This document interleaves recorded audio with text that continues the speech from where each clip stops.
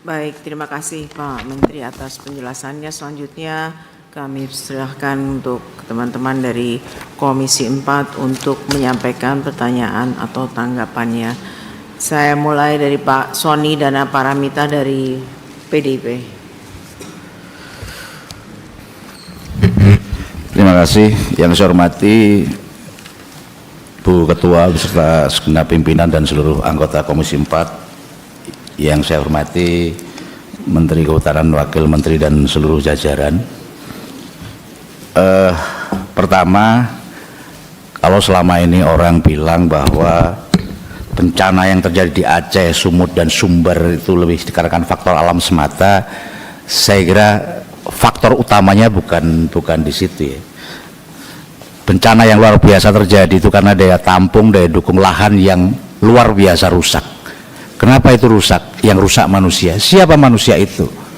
Bapak Ibu sekalian, bagi saya soal bukan hanya illegal logging dan alih fungsi lahan punya saham terbesar atas kerusakan yang terjadi di Indonesia. Deforestasi 1,4 juta hektar tanah sepanjang 2016-2025, kalau datanya di Aceh itu sungguh sangat luar biasa. Dan ini menunjukkan tata kelola kehutanan kita masih tersesat dalam proses pembangunan yang berkelanjutan. Pemanfaatan hutan tidak satu frekuensi dengan perlindungan alam. Saya tidak sedang berbicara antara dipisahkannya Kementerian Kehutanan dan Lingkungan Hidup, tapi fakta nyatanya bahwa deforestasi legal melalui perizinan berusaha dan pemanfaatan hutan sungguh sangat luar biasa. Saya tidak menegasikan soal-soal illegal logging, tapi yang marak kalau di berbagai video, berbagai dokumenter, kayu-kayu gelondongan yang luar biasa gede itu saya kira bukan kelasnya, bukan pencuri kayu, bukan perambah hutan yang di sekitar hutan, tapi mungkin juga korporasi besar. Dan ini sudah diamini tadi dalam paparan Menteri bahwa ada banyak perusahaan-perusahaan yang nakal yang akan dicabut izinnya ke depan. Cuma saya butuh konfirmasi, apakah pencabutan izin itu butuh persetujuan Presiden? Setahu saya regulasinya sekarang sudah berubah tidak seperti itu. Saya tidak ingin niat Presiden untuk melakukan rehabilitasi hutan dan lahan, niat Presiden untuk menjaga alam ini, kemudian ketika perizinan itu tidak dicabut, ini akhirnya Presiden face to face dengan rakyat.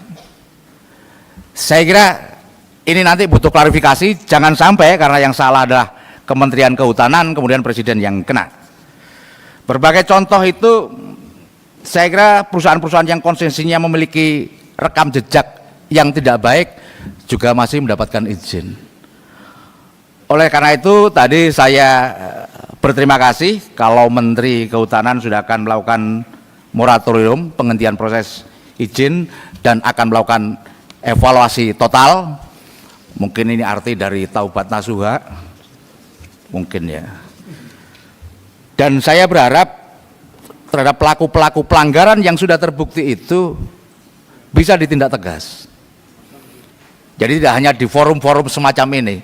Mohon maaf menyimpang sedikit tadi, misalkan komitmen soal satu data akan selesai pada bulan Desember atau November atau Desember atau Januari kalau tidak salah di pernyataannya. Saya agak sanksi, peraturan Menteri Kehutanan nomor 25 saja itu ditandatangani tanggal 25 November kemarin kalau nggak salah, tentang satu data kehutanan, iya kan? Ya, kira-kira stempelnya aja masih basah, gimana kami yakin satu bulan itu akan selesai.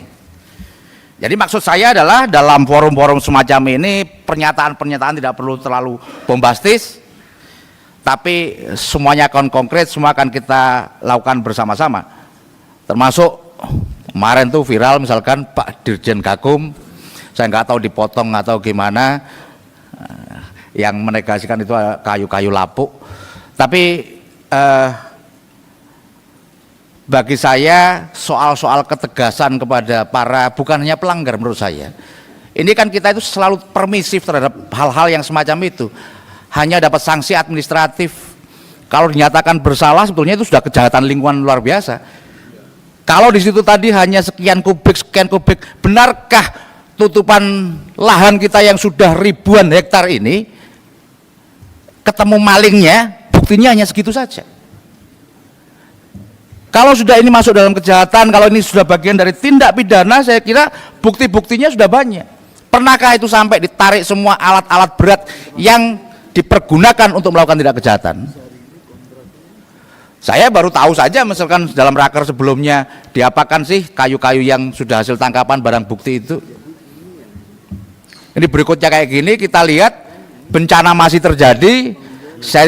Saya belum mengkonfirmasi, tapi ada truk sudah bawa kayu-kayu gelondongan luar biasa.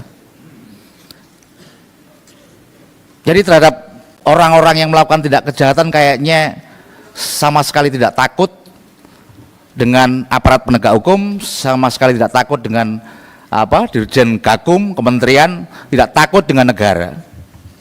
Ini harus evaluasi. Karena bisa jadi mereka tidak takut, selama ini melakukan pelanggaran toh hanya dicabut izinnya, toh hanya dianggap pelanggaran administrasi. Ini tidak tegas, atau saya tidak tahu sedang ada apa permainan di balik itu.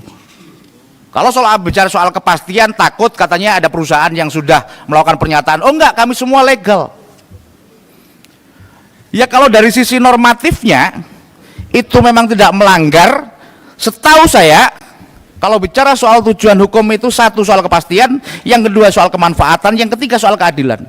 Bagaimana ketika kepastian hukum berbenturan dengan keadilan? Bagaimana kepastian hukum berbenturan dengan kemanfaatan?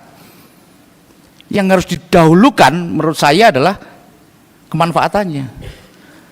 Kalau menurut Pak Yohan, Pak Yohan nggak ada. Dalam ilmu fikih ini berbeda. Hukum dapat diubah selama membawa kemanfaatan.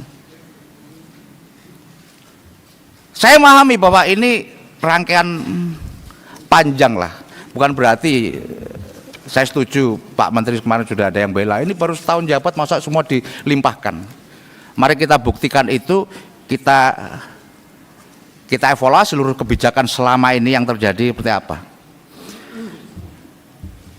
Berikutnya, dengan keluarnya izin-izin yang semacam itu, akhirnya sesungguhnya kita negara mengalami kerugian yang luar biasa.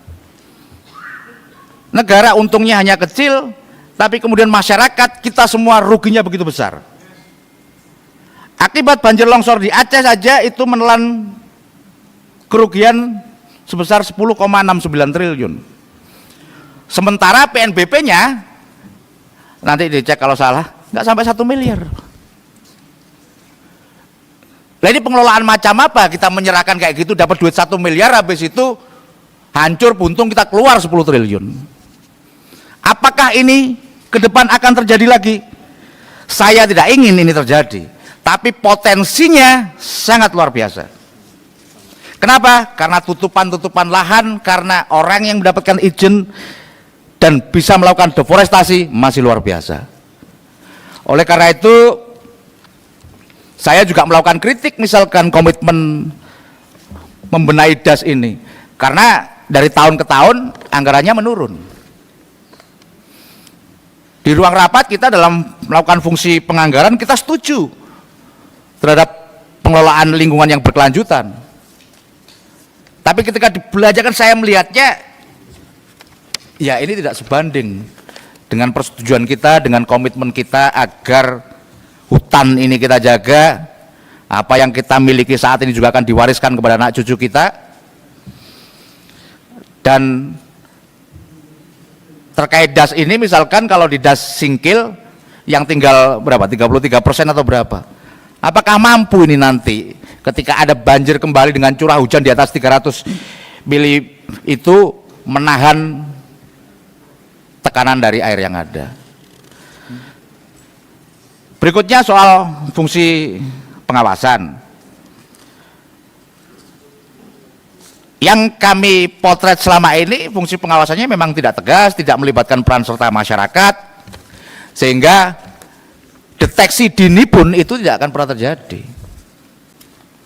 Ada banyak perdebatan bagaimana mencari siapa sih pelaku ini, mulai dari citra satelit, mulai dari ketek kayunya. Tapi kan itu tidak simsalabim. Bagi orang-orang masyarakat pinggir hutan, ketika pohon besar ditebang itu juga nggak mungkin langsung hilang, pasti akan ditumpuk dulu di pinggir-pinggir jalan, kemudian akan diangkut. Saya nggak tahu jumlah personelnya mau kurang atau gimana, Pak Januanto. Meskipun nggak banyak, tapi kan sudah dikendarai trail, kita pernah. Ya saya kira jangan juga terlalu spesifik. Oh ya, saya urusannya bukan itu. Ketika terjadi tindak pidana, ketika terjadi pelanggaran, wajib dong sama aparat melakukan itu. Tapi kalau jawabannya, oh itu beda, wah menurut saya jadi tidak masuk akal lagi. Sama dengan kami anggota DPR itu nggak boleh menolak aspirasi, karena janjinya 1 Oktober memperjuangkan aspirasi apapun, nggak ada kaitannya dengan Komisi 4 juga harus kita perjuangkan. Bukan maksud saya nggak boleh lagi, mohon maaf Pak Dirjen, kalau saya itu beda gitu ya. Jadi janganlah ke depan alasan-alasan kayak gitu dimunculkan lagi. Oleh karena itu di forum ini saya ingin menyampaikan, pertama, ke depan Kementerian Kehutanan perlu melakukan reformasi menyeluruh tata kelola perizinan hutannya. Yang kedua, prioritaskan kawasan konservasi dan hutan lindung. Berikutnya, melakukan integrasi kebijakan kehutanan dan pengurangan risiko bencana. Kita dalam diskusi seringkali memang ketika ada kehutanan dan lingkungan hidup berbeda agak repot. Tapi tentu ada argumentasi yang lain ketika yang memberi izin dan yang ngawasi dalam satu tempat itu juga akan tidak menarik, akan terjadi banyak kebocoran.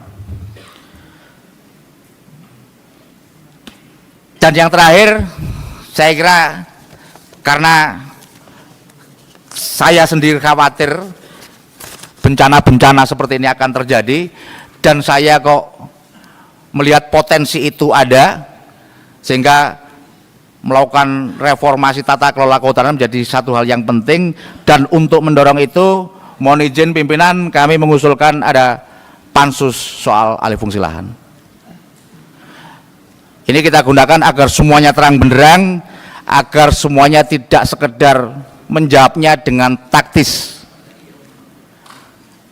Saya harap kementerian dalam pernyataan-pernyataannya bukan saja membawa atau bersifat empati, tapi juga yang harus hati-hati.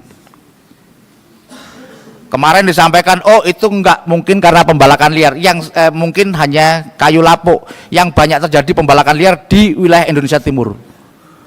Tunjukkan ke kami, berarti lebih parah di Indonesia Timur.